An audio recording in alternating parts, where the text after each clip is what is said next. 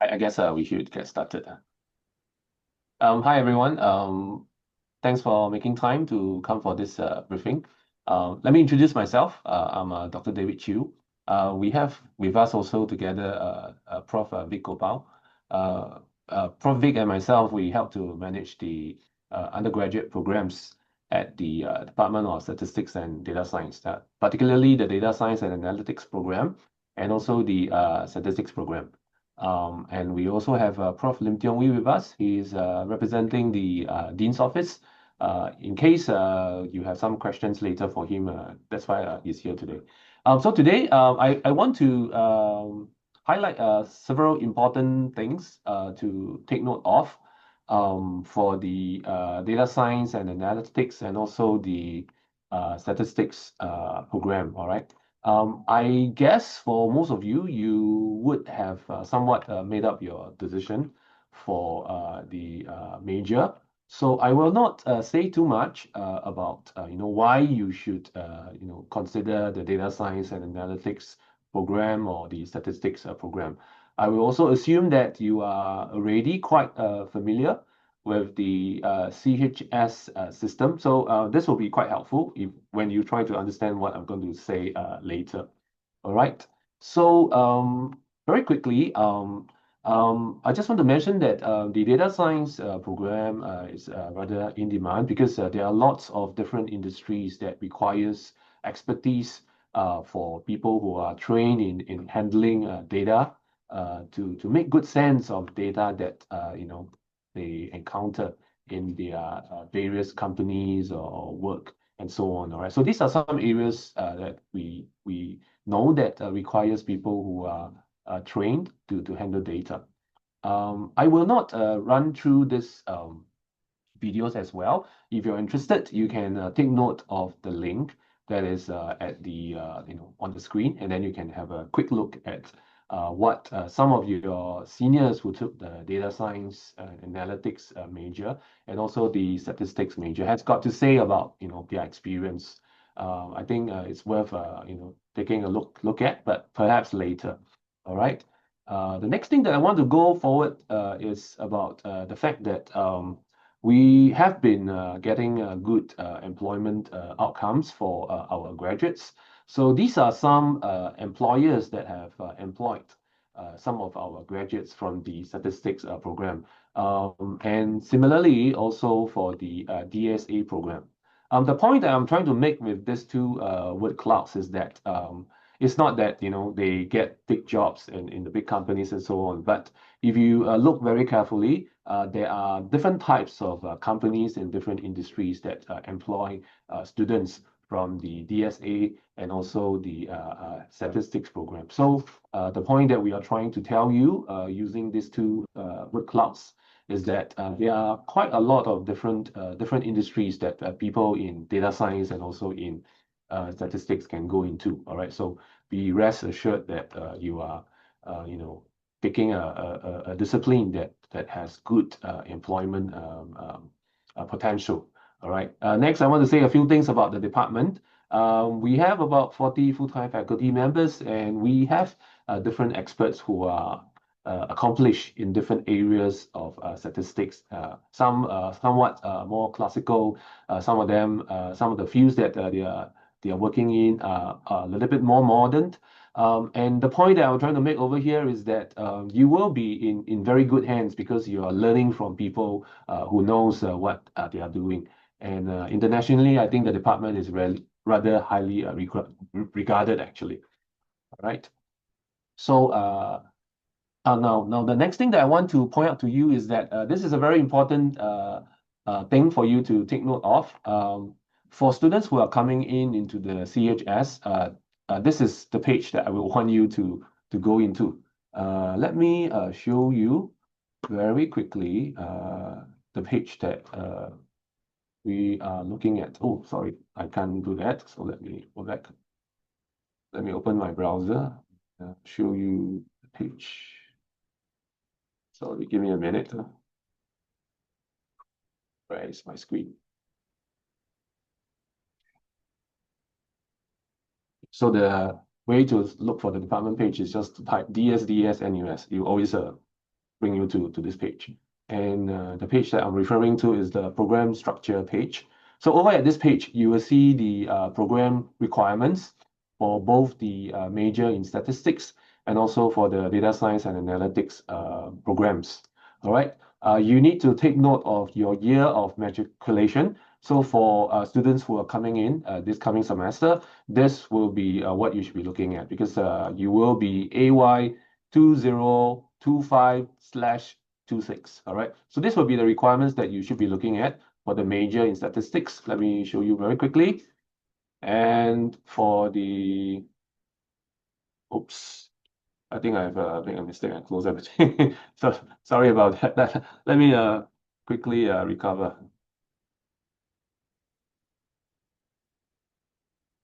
Right. Uh,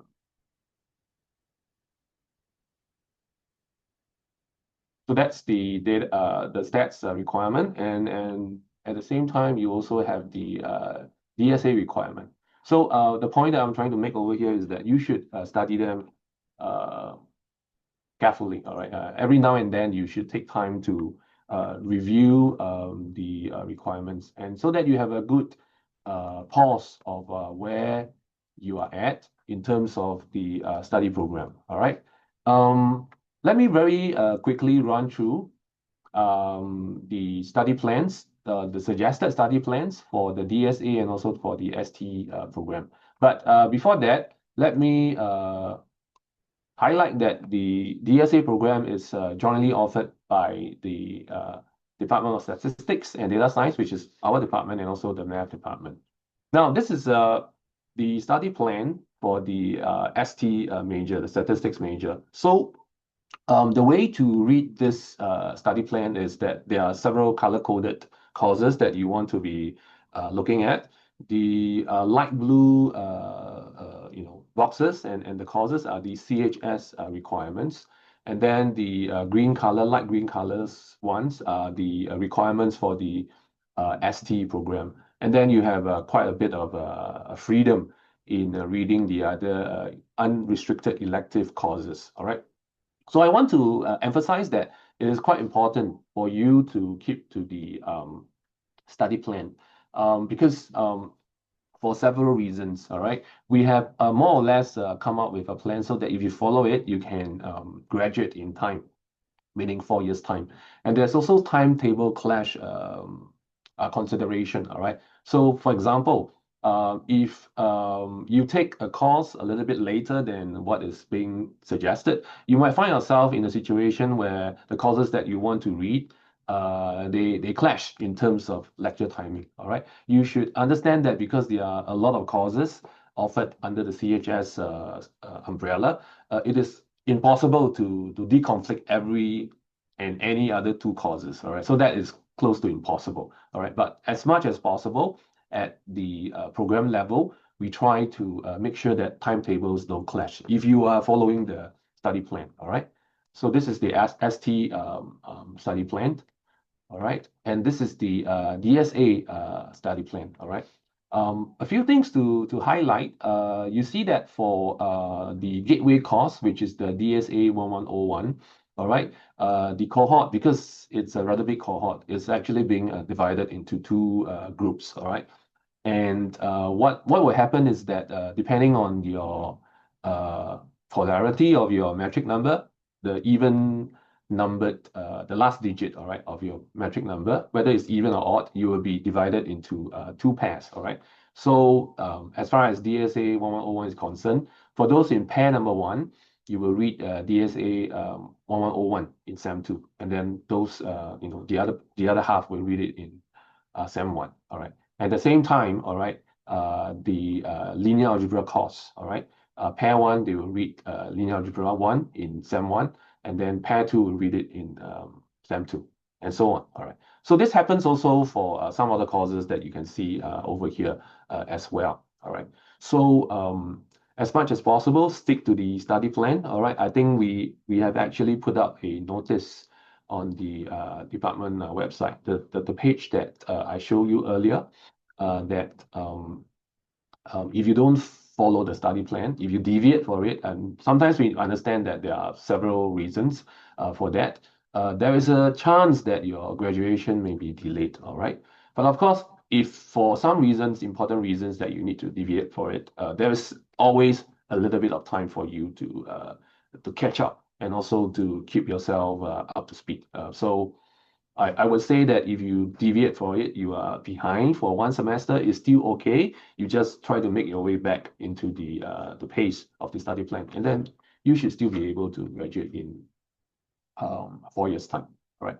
But the point that I couldn't stress enough is that you should plan your study plan very, very carefully. All right. So if you stick to the sample study plan, as far as for the major courses are concerned, you should be doing quite well to finish in 4 years' time. All right. There are also several important checkpoints. Down here, I am particularly addressing the DSA students. There's a series of 3 courses that are quite important. So you should, by hook or by crook, try to finish up these 3 courses by the prescribed or suggested time points. All right. So the gateway course, DSA 1101, as much as possible, finish it by year 1, Sem 2. All right. And then the second one is DSA 2101, finish it as much as possible by year 2, Sem 2. And finally, DSA 3101, finished by year 3, Sem 2. All right. Again, you see the text in red. If you don't complete on schedule, there's a good chance that your graduation may be delayed. All right. But sometimes we understand there are people moving in and out of different majors, second majors, minors, and so what. And sometimes for personal reasons, you might fall behind. But it is still okay, all right, if you can finish up the prescribed course in the Sem 1 of the next semester. So for example, in the first year, students are still checking out the different majors, all right? So even though we say that DSA 1101, finish it up in year 1, Sem 2, if for some reasons you are not able to complete, please, please make sure that you finish it by year 2, Sem 1. If not, then your progress is really going to be delayed. All right. So, and similarly for DSA 2101 and DSA 3101. These are important because these are important courses, and there is this issue of a prerequisite. All right. So if you don't finish some of these courses by the prescribed or suggested timeline, you can't take the next course, and then you would need to consider taking 1 or 2 extra semesters. All right. And we are also pretty clear on not waiving the prerequisite. All right. Some of you might be thinking that, oh yeah, I don't finish my DSA 1101. Then I take DSA 1101 and DSA 2101 together in the same semester. So the department's stance on this is that we will not waive the prerequisite. So you need to finish the prerequisite before you move on to the next course. This for various reasons, pedagogical reasons, because you need to be properly prepared in order to take the next course. If not, you're not going to be learning well for the course that requires the course before that. Okay, so study plan, very important. All right. There's also something that is quite important that you will also need to take note for the major in data science and analytics. And there's also a slide similarly for the stats major as well. There is the high-level graduation requirement. All right. So very simply, you can think of it this way. All right. There is either the research experience that you need to go through, or there is also the internship experience that you need to go through. So the first 2 are the research experience components, all right? So the first 2 codes that you see on the screen right now, DSA 3288, DSA 3288R, and DSA 4288, DSA 4288R, they are the UROPS, which is the Undergraduate Research Opportunity Program in Science, and also the final year project course codes. All right, so these are what I term as the research experience courses.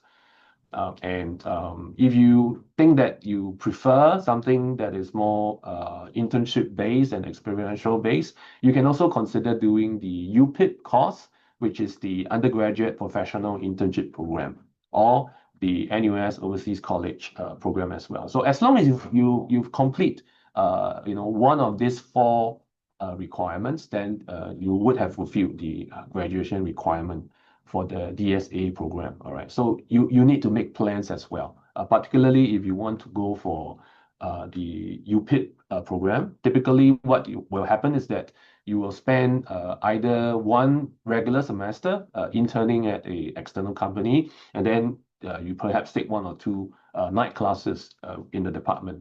Or if you go for NOC, that is one half a year at least experience where you will be in a NUS college doing internship as well. All right, so these are things that you need to plan very carefully. Fortunately, for both the ST and also the DSA program, there is some allowance for you to make some minor tweaks to the study plan actually. So we have quite a number of students who are able to do one of these UPIT or NOC. All right. I think I should also mention that UPIT can also be done during the long year-end holiday, which is May, roughly, end of May to slightly beginning of August. So that is also a possibility. But you need to plan, all right? If not, you might find yourself at the end of the fourth year suddenly realizing that, oh, I haven't done this, I haven't done that. That's going to be quite a bit of disaster. And then I think we will add necessary stress to yourself. So study the program requirements, the sample study plan well. All right. So that's for the DSA. For the ST, it's more or less the same thing. All right. You see that 1, 2, 3, 1, 2 is basically the Europe's codes. So the undergraduate research opportunity program. And number 3, ST4288 is the final year project. And then 4 and 5 is basically the same as what you saw just now for the DSA program requirement. Okay, so this is an important point that everyone should remember, and also check in every now and then throughout the 4 years of your time with us in NUS. So I hope most of you will just take 4 years.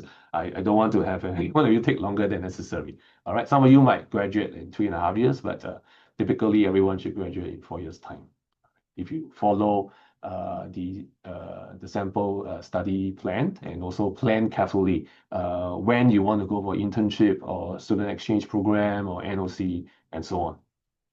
All right. Now I want to switch gear and say a little bit about the gateway courses, DSA 1101 and ST 1131. So these are the first course that you take in the either major, whether it's the DSA or the ST major. So this will give you a idea, a sample of what you will be dealing with in the major. So these are important courses, all right? So as I mentioned previously, the DSA courses for DSA 1101, half the cohort will be allocated to read it in SEM 1, and then the other half will be allocated to read it in SEM 2, all right? For the ST course, ST 1131, because the cohort is of a good size, we are able to pre-allocate this course to you immediately in semester 1. However, there is something that you need to do in order for us to pre-allocate these two courses to you, all right? You would have received or will be receiving an email from the Dean's office telling you that you should do this academic plan declaration, all right? Soon, I think it starts next week or so, on Monday, I believe. And so you should understand that under the CHS, unless you tell the administration what your major is, there is no way we're going to guess what your major is, all right? So this is what the academic plan declaration is, all right? So in the context of what we are talking about today, you should declare your major as either DSA or ST, all right, if you want to be pre-allocated with the gateway course, all right? So if you do that before, I believe next Wednesday at 12 p.m., we will be able to pre-allocate the course to you, all right? Again, half of you, at least for the DSA major, all right? And now, if you don't declare, it means that you are treated no different from someone who is not a DSA or ST major. And you can still register for DSA 1101 or ST 1131, but you will be treated as a non-major, which means that in terms of priority, you will be further down the priority list. All right. So you have to fight it out with everybody else. All right. Some of you might know that the DSA and also the ST courses, the gateway courses, they are can be counted as the data literacy requirement. So they are actually students from outside of the two majors that might want to take this course. All right. So if you don't uh, if you don't declare your major by next Wednesday, then you will be treated as everyone else. So you got to fight it out with everyone else. All right. So if you do your academic plan declaration by Wednesday, then you have priority for the course. All right. So please check out the email that's going to be sent to you and do your declaration by next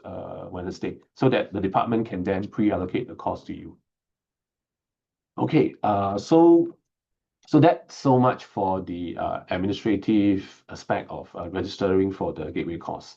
The next thing that I want to talk about is that the department actually will help students who are new in the major to slowly ease into the major. So for the gateway courses that the department teaches, uh, which includes DSA 1101, ST 1131, in fact, also for the data science and economics course as well, DSE 1101, we actually employ senior students, your seniors basically, who have done well for the course to either act as a student helper or a tutor, right? So this is how it works. We actually hire senior students. We pay them actually so that they can help with teaching the tutorial, or they can help you with content issues or coding issues. Because we understand that some of you might not have experience with coding, or some of you might need a little bit more help with the mathematical, statistical content and all these. So since 2-3 years ago, the department has started employing senior students to help you to ease into the major. All right. So the point that I'm trying to make over here is do make good use of all these seniors that the department has spent money hiring to help you. All right. You can arrange to meet them in person or virtually for academic help. All right. So your course lecturers for DSA 1101 and ST 1131 will tell you more about these seniors who are employed by the department to help you. All right. So make use of them. I think it's good to cultivate a good study habit in the university, no matter what major you are in or second major and so on and so forth. All right. As much as possible, attend class in person. So these are some study advice. Don't skip classes. If you have to skip, then make sure you catch up as soon as possible. All right. I think it will be quite disastrous if you try only to catch up at the end of the semester. I can say with quite a bit of confidence that you will struggle quite a bit if you just leave everything to the end of the semester, because you have so many classes to take, and there'll be quite a bit of things to catch up. All right. Learn to ask good questions. Your lecturers, your tutors are always there to help. All right. You'll be foolish not to engage them as soon as you can. All right. Clear your doubts as soon as possible. Look for your tutors, your lecturers. The last one is more for support and social interaction. All right. There is the NUS Statistics and Data Science Society. This is the website. Do check them out. I think they often organize rather useful activities. I think coding competitions, coding classes, and sometimes they get seniors to come back and share their experience in looking for internship and so on and so forth. All right. So do consider joining the Stats and Data Science Society. They are good people, and they are there to serve and help juniors. Okay. Uh, Very quickly, this is how you should contact the department as far as academic matters are concerned. You can, if you prefer to look for us physically, look for us at S16 level 7. This is where we are. I think the reference point is always the LT27. So this is where we are. Come look for us if you need to look for us for any help. Or you can just send an email to the department. The email to remember is us DSDSUG. All right. So us DSDS is actually the acronym for the Department of Statistics and Data Science. All right. So this is how you can contact us if you need any help. All right. Before I give some time for questions, let me very quickly show you a slide. Some of you might know that, oops, sorry, just give me a while.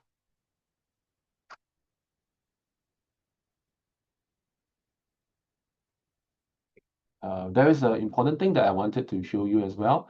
The faculty has, in this semester, introduced a second major and minor in computing sciences. All right. So if you are interested, you can consider taking a second major or also a minor in computing sciences. All right. There are some information that you can refer to on the website of this second major and minor in computing. All right. So do consider this as well. I think I don't want to hold everyone too much. We have some time to take some questions if you have any for us. Let me check questions. Okay. I guess Hi, Dr. Chiu. There are some questions under the Q&A. okay, Q&A, huh? Okay, I'm looking at the wrong place, I think.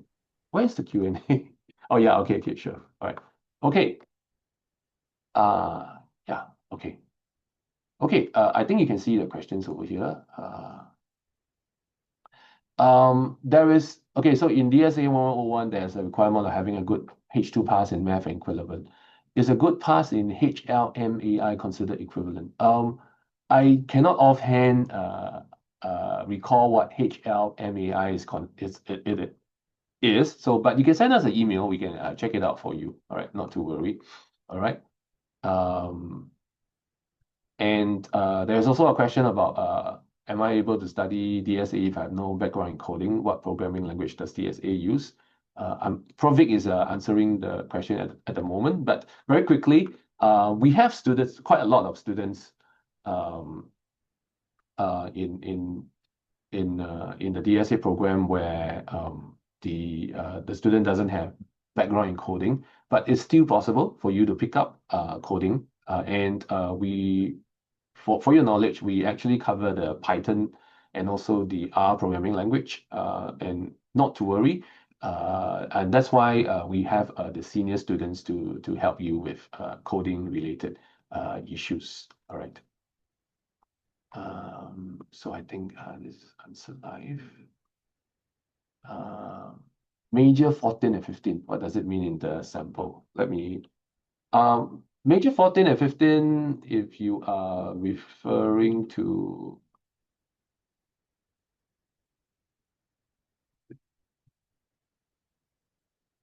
I think you are talking about the stats program. Yeah, okay. So there are some courses in both the DSA and also the statistics major that are what we call elective. All right. So if you take a look over here, you see that, for example, for the DSA program, right? You see that there are some options for you to choose. All right. So not all of you would be taking the same courses. So that's what the major 14 and 15 are for. All right. And particularly you see that quite a bit for the stats major actually. Because there are quite a bit of options over here. 4 courses from ST4 to XX, for example, right? So it means that you have several options to fill in, for example, these 4 boxes over here. All right. So that is done.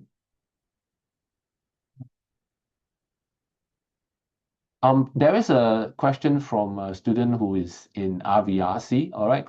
We do not have a study plan integrated with the DSA program because for the fact that there are different students with different majors and second majors and in different programs. So we don't have that at the moment. But I think the best thing that you can do is to email us so that we can take a look at your detailed queries. All right. For the stats major, yes, digital literacy is also compulsory. All right, so that is definitely true.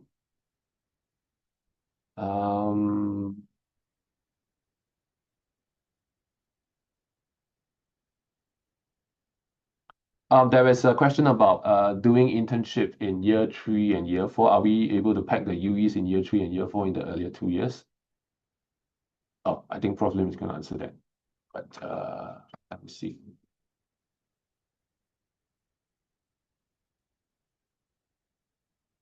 Okay, I am taking ES 1103 in SEM 1. Does it mean that I can only take 4 more courses in SEM 1? I think if you need to do that, I think typically if you want to take more courses, then it's allowed for. You will need to ask the dean's office for overload. Joey, can you help me on this? Yeah, sure. I think what will happen, and this question I think applies to, or my answer also apply to other students who may have to take a bridging course, for example. You Right. you will have to adjust the standard study plan accordingly. Okay, of course we're here to help. We make our best effort to adjust it, and then if you run into difficulties or there's something you cannot resolve, then we are here to help. I think particularly referencing what Dr. Chu said earlier, he's given particularly for DSA students because the prerequisites are a little bit more severe than the statistics major.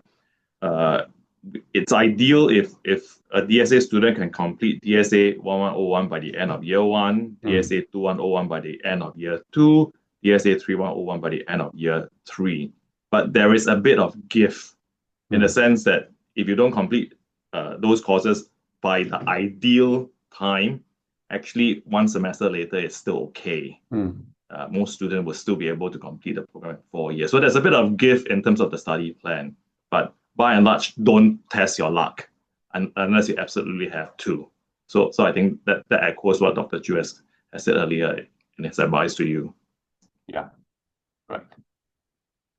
Yes, I think there's also another question about having to take MA 1301, and then you would probably need to delay your MA 2001 and 2002 a little bit later, but still there is a little bit of time for you to catch up. So I think that is not all bad. Let's put it that way. You still can finish up in time actually. Yeah. Okay, there's a question about when can we declare the second major in computing?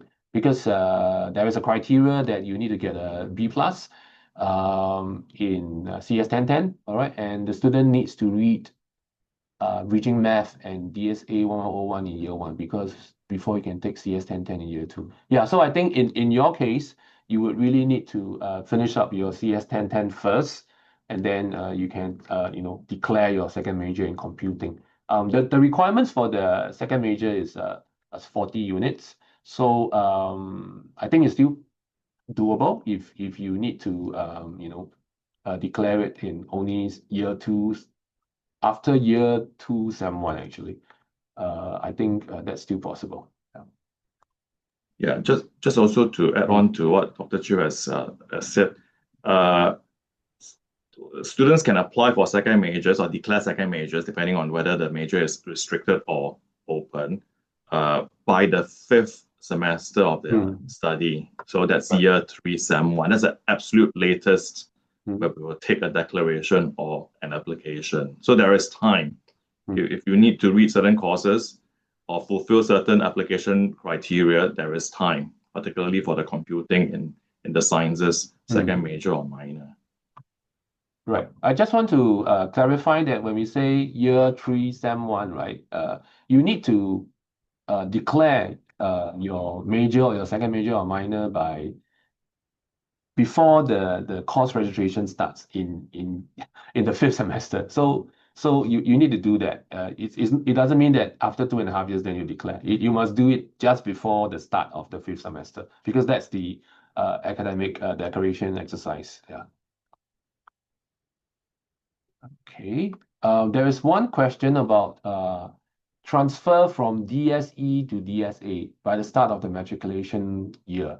Now, this one will involve you reapplying to NUS because DSE, right, the Data Science and Economics program, is not like any other major in DSA. So you need to, in essence, you need to reapply to NUS. And if you have missed it, I think it has passed already. I think you would really need to wait until semester 2 before you can initiate the transfer from DSE to DSA, actually. Yeah. Joey, you have anything to add to that? Just added a link. Okay. So Okay. there's a transfer. Transfer is closed already. Mm-hmm. And in fact, students cannot transfer unless you have matriculated. So Oh, I see. so Yeah, the, that's yeah, right. That's so right. the earliest a DSE student can apply to transfer Mm. out of DSE into another program Mhm. is, I think, is to follow the deadline. The deadline, I mean, the application Yeah. process for transfer. I've Mm. forgotten what is the Yeah. timeline, Yeah. but if you check the link that I just posted in the reply, that will give you some information about what to look out for. Sure. Yeah. I think it's a November period or something like that. Yeah. Seems to be. Yeah. May I know, so there's a question, right? May I know if it's possible to transfer to medicine in NUS? I think then the same kind of the process applies, I think. But I'm not sure if they take in students in SEM 2 though. Probably I suspect medicine doesn't take transfer no. students. Yeah, Yeah. they don't have. Yeah, okay. So that's that. Um, okay, so there's another question. What happens if I want to take a second major? Will I need to take more UEs than required and graduate later? The answer is no. Let me show you. I don't know whether the student is a DSE or a ST prospective student, but you see that in this picture or this table, there is a lot of UE actually. So actually, your second major, your UE can be used for your second major. Let's put it that way. I hope you understand what I mean. All right. So then for you to take a second major, you don't have to take more courses than required. You basically need to take up to 10 courses, using the purple squares over here. And sometimes some of the courses um, might be double counted with courses in your major. So then you could take less than 10 extra. I mean, not extra, but you can take less than 10 possible, all right, to take less than 10 courses for your second major, because some of them can be double counted. But there is some restriction to the number of courses that can be double counted. Yeah. I hope that answers the question. All right. I think okay, let me see.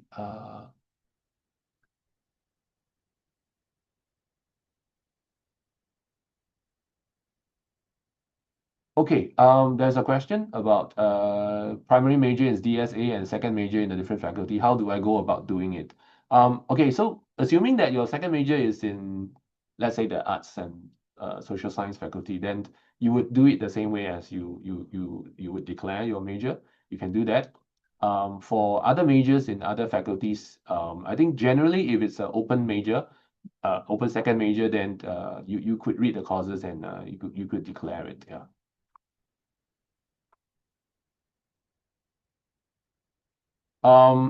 Is there someone we can consult for help with study choices and planning? Well, yes, you can actually send us an email, but I think the best thing that you should do is to do your homework first. All right, think about the majors you want to do, the second majors you want to do, and whether you want to go for exchange, whether you want to go for internship, and so on. All right, then make a reasonable plan first before you approach us. All right, it's you need to have some ideas of what you want to do first before you consult us. Then that will be most effective. All right. So study plan. Okay, there's an important question. All right. For the course rec, do we okay, for the course rec, we do not need to register any lectures as everything is already pre-allocated in year 1, sem 1. I think in the case of the DSA, all right, I think most of the courses are pre-allocated actually. Yeah. So the department will tell you, will send you an email and tell you if courses are being pre-allocated successfully or not, because there is a possibility that you might not fulfill some of the requirements. Like for example, you might not have the prerequisite for some of the math classes. Then you might need to take, the prerequisite for MA 2001 first before you are being allowed to take MA 2001. So that's what you need to know actually. Okay. Perhaps I can answer a question about Yeah, the sure. APCs, right? Yeah. So I think for poly diploma holders, they have the option to be granted 20 units of advanced placement credits. These would be granted as unrestricted electives. So if we refer to what Dr. Chiu has put on the screen here, basically it will fill up 5 of the magenta boxes. So instead of fulfilling 13 UEs, poly diploma holders are granted 20 units of APC will only need to read an additional 8 UEs. So that's how APCs work. Right. Okay, and then there's also a follow-on question asking about the computing second major offered within science and the computer science second major from the School of Computing. Okay, so at a foundational level, when we're talking about CS coded level 1000 and 2000 courses, they are by and large the same. Okay, the computing for the sciences second major will have certain CS coded courses at level 2000 taught in-house. Okay, so there will be a variance for the computing second major. What differs between the two programs, the computing second major in science and the computer science second major in the School of Computing, will be in the higher level courses. Okay, the high level courses in the in-house computing second major would mainly consist of courses that talk about applications of computing and computing technologies in the student's discipline of study. Whereas if a student reads the computer science second major from the School of Computing, then the level 3000 courses would be would impart deeper knowledge into computing and computing technologies with no direct context on how they are used in the sciences. So that's how the two programs will differ. So hopefully that will give you some information to think about which one is more suitable for you, whether it's the computing second major that is taught in-house in the Faculty of Science or the computer science second major that is taught by the School of Computing. There's a question about someone saying that needing to take bridging courses. If you're referring to the math bridging course, I believe the department will ask the math department to pre-allocate the course to you, and that will take care of the bridging costs. As for the other courses, as long as you fulfill the prerequisite, then you will be pre-allocated to those courses actually. Yeah, so that answers that. If you plan to go for SCP in the future, where do I find out what can be mapped back to DSA mods? You're planning quite ahead, so that's good. There is actually a list of courses that can be, there's a list where you can check, of courses that can be mapped back from SCP. So maybe you send us an email one of these days. We can point you to that. Yeah, but good that you're planning early. Right. Can we take ES 1101 in year 2 and not E1? Unfortunately, I don't think I know the answer to that immediately. Does Tiong we know?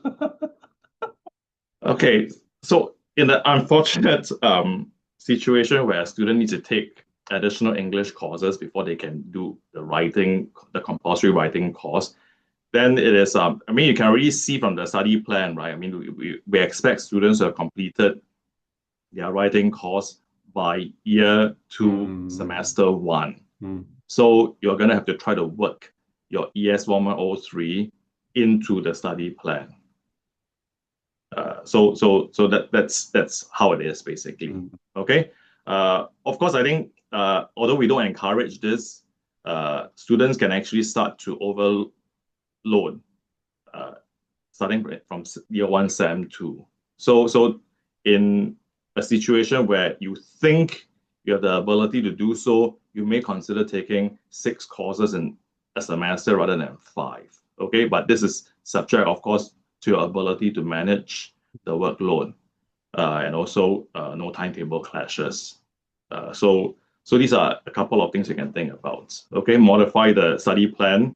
It is a standard one that we provide, assuming everything falls in place. But if you have other courses that need to be fitted in, including additional English courses or perhaps bridging courses, then you will need to modify the standard study plan in order to accommodate these things. Okay, with the option to overload perhaps. Okay, subject to your ability in sem 2 onwards. Okay, right. I think that answers that.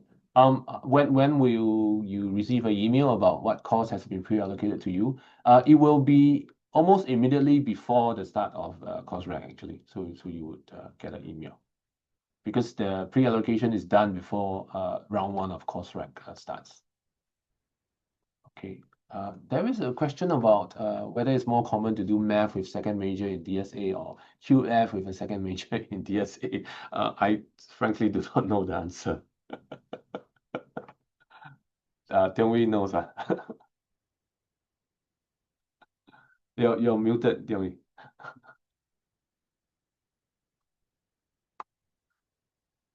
Oh, what happened?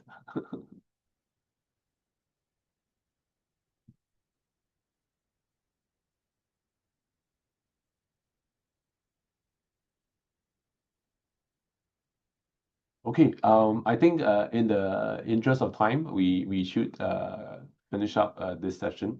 I think there might be some other talks that some of you might want to go to, but the message that I want you to take home today is that the study plan is very important. All right, so throughout the 4 years of your time with us, please review your progress in fulfilling the program requirements, where you are as far as the studies sample plan is concerned, and so on. All right, so that you can graduate in 4 years time. All right, I think no one should take any longer than required. All right, unless for special reasons. All right, so we hope to see you in the department very soon. So also before we end, please remember to do the academic declaration by next Wednesday at 12 p.m. so that we can pre-allocate the necessary courses for you.